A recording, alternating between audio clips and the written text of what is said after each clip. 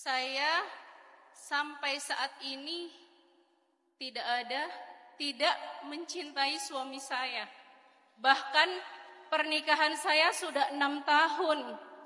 Karena bagi saya cinta adalah nomor kesekian. Untuk apa hanya ngomong cinta, tapi bahkan sekarang banyak kan ngomong cinta tapi nyakitin, ngomong cinta tapi selingkuh, ngomong cinta tapi poligami diam-diam. Jadi saya nggak butuh itu, Ustadz. Jadi gimana saya bisa menghadirkan agar saya mencintai suami saya bertutur kata baik terhadap suami saya. Dan ketika saya benar-benar di titik terendah, saya lelah dengan pekerjaan di luar rumah dan lelah dengan pekerjaan di dalam rumah, saya berkata kasar kepada suami saya. Saya sadar ketika saya berkata seperti itu, jangankan untuk masuk surga, menciumnya saja mungkin saya nggak akan mungkin. Saya pernah dengar dari seorang ulama ya di Mesir. Beliau lagi ngomongin tentang fikih keluarga, kata beliau. Materi beliau, fikih keluarga. Kata beliau, di dalam Al-Quran itu tidak ada satupun ayat tentang pernikahan yang didasari dengan cinta. Jadi Islam secara konseptual tidak mengharuskan bahwa cinta itu menjadi syarat utama dari sebuah pernikahan. Tapi Islam sangat menghargai cinta. Karena di zaman Nabi dulu ada seorang perempuan, anak yatim, dilamar oleh 2 orang laki-laki yang berbeda. Yang satu kaya, yang satu miskin. Keluarga perempuan ini, pamannya, pokoknya walinya gitu ya, lebih condong kepada yang kaya.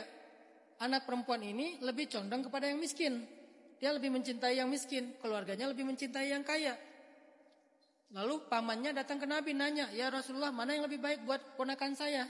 Kalau kami sih lebih condong ke yang kaya, tapi dia ke yang miskin, mu'dim. Kami yang musir yang kaya. Kata Nabi, la nura lil mutahabbaini ghairan nikah. Tidak ada jalan yang lebih baik bagi 2 orang yang saling mencintai kecuali menikah. Artinya, cinta itu dihargai sekali dalam agama. Tapi cinta tidak pernah menjadi syarat utama dalam sebuah hubungan pernikahan. Bagaimana kalau ada rumah tangga yang tidak didasari cinta atau cinta itu datang dan pergi? Awalnya cinta, nanti bete, terus berkurang, jadi hilang gitu. Apakah rumah tangganya bisa bertahan? Bisa sekali. Karena cinta bukan satu-satunya syarat dan modal bertahan sebuah rumah tangga dalam Islam. Cinta itu kan dalam Islam, dalam bahasa Arab disebut dengan al-ashq atau al-hubb. Sedangkan dalam ayat pernikahan yang disebutkan sakinah, mawaddah, warahmah. Bukan hub.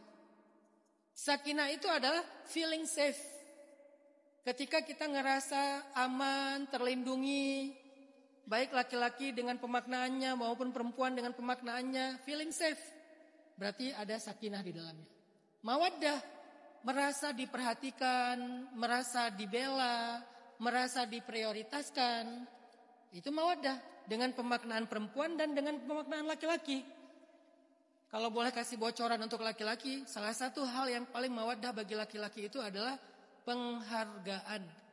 Secara penelitian ilmiah, laki-laki lebih menganggap penghargaan ataupun sebuah respek itu lebih dibutuhkan daripada kebutuhan hubungan biologis. Padahal bagi laki-laki kebutuhan biologis itu tinggi loh. Enggak sama dengan perempuan. Kalau perempuan kebutuhan ekonominya yang tinggi.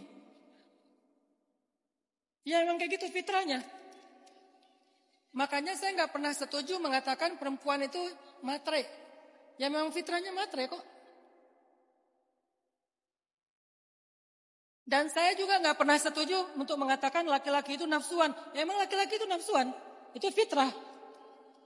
So what gitu. Kenapa merasa malu untuk mengatakan salah satu kebutuhan menikah itu untuk menunaikan kebutuhan biologis? Bukankah itu firman Allah di dalam Al-Quran? Walladzina hum li furujihim hafizun illa ala azwajihim. Kecuali orang yang yaitu orang yang menjaga kemaluannya kecuali terhadap pasangannya. Itu berarti laki-laki kebutuhan biologisnya tinggi. Tapi ternyata dalam penelitian ilmiah, kebutuhan laki-laki terhadap respek, dihargai, ternyata lebih besar daripada kebutuhan dia terhadap masalah biologis tadi. Jadi laki-laki itu patah banget kalau gak dihargai, teman-teman. Patah banget. Kalian gak ngasih hak biologisnya dalam beberapa hari, mungkin dia sakit kepala lah ya. Tapi gak patah loh. Tapi kalau kalian gak menghargai dia, patah. Dan itu berat banget buat cowok. Kecuali dia cowoknya gak cowok kali ya. Kalau cowok sejati yang punya sisi maskulinitasnya ideal, itu tuh fatal sih. Masalah gak dihargai itu fatal. Makanya gimana pun Kak Febri punya penghasilan lebih, minta nafkah dari suami. Dan hargai walaupun yang diberikan itu kecil. Hargai walaupun yang diberikan itu kecil. Katakan ke dia, makasih ya udah berjuang untuk kami. Itu dia mau ngelakuin apa aja buat Kak Febri itu. Gak tahu ya, mungkin beda-beda orang ya. Saya merasa kalau saya bisa ngasih nafkah buat keluarga, saya tuh ngerasa berharga.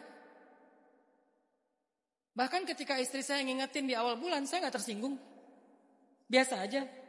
Nggak pernah saya pikir, kayaknya dia nggak cinta deh sama aku, cuma mengharapkan nafkah doang. Enggak, emang gitu perempuan. Dan istri saya juga nggak tersinggung kalau saya mengingatkan dia tentang kebutuhan biologis. Tapi di atas itu dihargai, dibilang makasih ya Baba udah berjuang buat aku sama anak-anak. Itu tuh saya kayak nggak ada liburnya juga nggak apa-apa gitu. Tiba-tiba jadi Superman tuh. Makanya Kak Febri, mawaddah itu modal pernikahan. Dan yang terakhir, rahmah. Apa itu rahmah? Rahmah itu adalah ketika kita merasa dimaafin dan diberi kesempatan. Karena semua kita pernah berbuat salah dan dosa. Rahmah itu adalah memaafkan, mentolerir kesalahan dia selama bukan yang fatal-fatal banget gitu. Pun kalau fatal selama dia bertobat dengan taubat yang serius, ya gak ada salahnya juga ngasih kesempatan. Itulah rahmah. Kalau istri sekali berbuat salah langsung diungkit-ungkit terus, berarti gak ada rahmah dalam rumah tangganya. Suami sekali berbuat salah diungkit-ungkit terus, berarti tidak ada rahmah dalam keluarga itu. Jadi sakinah adalah feeling safe. Mawaddah adalah merasa diperhatikan, dibela, diprioritaskan dengan pemaknaan masing-masing. Rahmah itu adalah merasa selalu dimaafin. Ya udahlah, gak apa-apa gitu. Ya udahlah, gak apa-apa. Masakannya kurang enak, ya udahlah. Mungkin nafkahnya bulan ini lagi turun, ya udahlah. Biasanya 50 sekarang jadi 45 juta, ya udahlah gitu.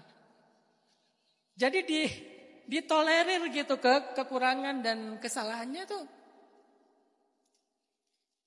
Gak selalu sempurna, gak selalu ideal. Ada kalanya mereka memang lagi banyak salah, lagi banyak kurang, lagi banyak masalah, lagi banyak beban. Itu rahmah. Kalau ada 3 ini dalam rumah tangga, insya Allah mereka akan awet. Walaupun tidak ada cinta. Cinta itu bukan hal yang paling utama dalam rumah tangga. Gitu Kak Febri, kalau nanya apakah gimana cara saya mencintai, kayaknya fokusnya jangan mencintai dulu aja. Karena cinta itu anugerah, bukan diusahakan. Coba fokus ke 3 tadi. Kasih dia rasa aman, bukan nyaman ya, aman. Gak perlu khawatir, karena kekhawatiran itu merusak rumah tangga. Kedua, bikin dia merasa memang diutamakan, dimuliakan. Dan yang ketiga, kalau dia ada salah, maafkan dia. Insya Allah rumah tangganya akan awet. Allahu a'lam.